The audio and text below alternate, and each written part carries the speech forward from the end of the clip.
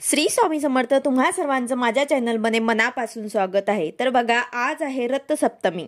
प्रत्येक वर्षी रथसप्तमी हे माघ महिन्याच्या शुक्ल पक्षाच्या सप्तमी तिथीला साजरी केली जाते.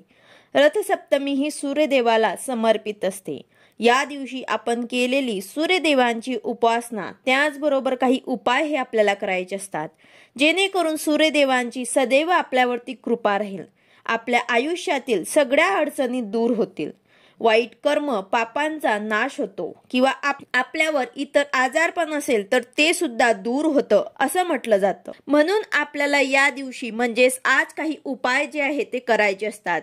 तर आजच्या व्हिडिओमध्ये मी तुम्हाला अतिशय प्रभावी उपाय सांगणार आहे. तर आपल्याला या रथसप्तमीच्या दिवशी संध्याकाळी कापूर सोबत एक वस्तू आपल्याला जाळायची आहे. या उपायामुळे तुमच्या आयुष्यामध्ये असलेल्या सर्व अडचणी, दुःख, कष्ट, दारिद्र्य संपूर्णपणे नष्ट होऊन तुमच्या घराची, पतीची, मुलांची भरभरून अशी प्रगती होणारा हा उपाय तुम्हाला आज संध्याकाळी दिवे लागणीच्या वेळेनंतर करायचा आहे.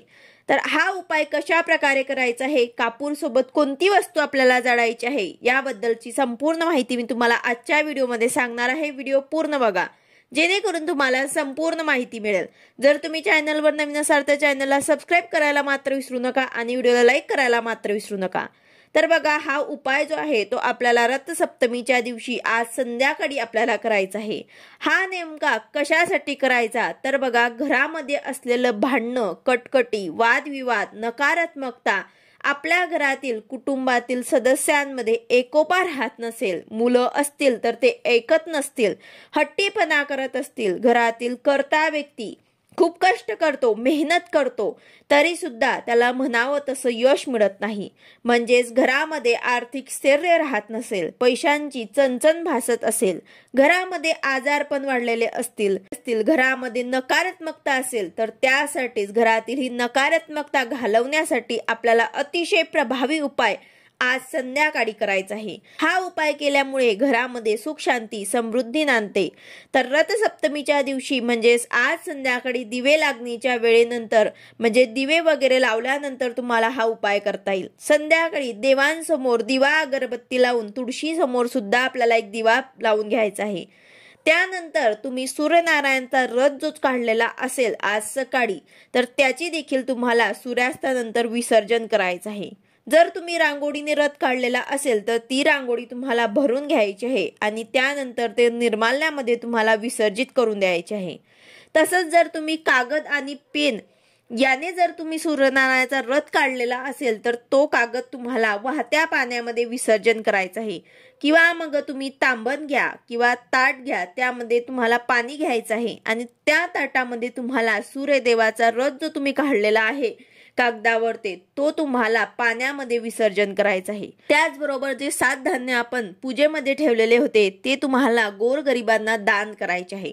तर अशा प्रकारे तुम्हाला रथसप्तमीच्या पूजेचं विसर्जन करायचं आहे. त्याचबरोबर हा उपाय जो आहे तो तुम्हाला संध्याकाळी दिवे लागणीच्या नंतर, म्हणजेच तुम्ही 12 पर्यंत कधीही हा उपाय करू शकतात. तुमच्या वेळेनुसार तुम्हाला हा उपाय करायचा आहे.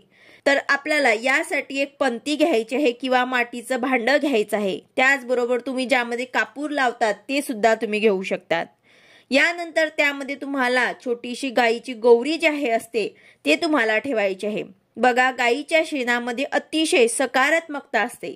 जी घरामध्ये असलेली दारिद्र्य आहे ती गाईच्या शेणामुळे, गोमूत्रामुळे जाण्याचं काम आपल्या घरामध्ये करत असते. म्हणून जर असेल तुमच्याकडे गाईची गौरी तर तेच घ्या, नसेल तर तुम्ही नाही घेतली तरी सुद्धा चालेल. तर त्यासाठी तुम्हाला मातीचं भांडं घ्यायचं आहे, त्यामध्ये तुम्हाला थोडेसे तांदूळ घ्यायचे आहे आणि त्यावर तुम्हाला छोटीशी गाईची गौरी जी आहे ते तुम्हाला ठेवायची आहे. या गाईच्या गौरीवरती तुम्हाला 7 भीमसेनी कापराच्या वड्या घ्यायच्या आहेत. बघा, भीमसेनी कापूरच वापरा, कारण त्यामध्ये नकारात्मकता खेचण्याची शक्ती जी आहे ती जास्त असते. तर 7 भीमसेनी कापराच्या वड्या तुम्हाला ठेवल्यानंतर त्यावरती तुम्हाला शुद्ध गाईचं तूप टाकायचं आहे, जेणेकरून त्या कापराच्या वड्या ज्या आहेत ते बऱ्याच वेळेपर्यंत प्रज्वलित राहतील. गाईचं तूप नसेल तर म्हशीचं तूप वापरलं तरी सुद्धा चालेल. त्यानंतर गाईचं तूप टाकल्यानंतर त्यावर तुम्हाला 2 अख्ख्या लवंग आणि 2 अख्ख्या वेलची सुद्धा त्यावरती ठेवायची आहे आणि चिमूटभर त्यामध्ये आपल्याला काळे तीळ टाकायचे आहे. तर अशा प्रकारे तुम्हाला हे सर्व घेऊन भीमसेनी कापूर जो आहे तो तुम्हाला प्रज्वलित करायचा आहे। आता हे प्रज्वलित तुम्हाला देवांसमोर आसन घेऊन बसायचं आहे आणि तिथेच तुम्हाला हे प्रज्वलित करायचं आहे। हे प्रज्वलित केल्यानंतर तुम्हाला गायत्री मंत्राचं पठण करायचं आहे।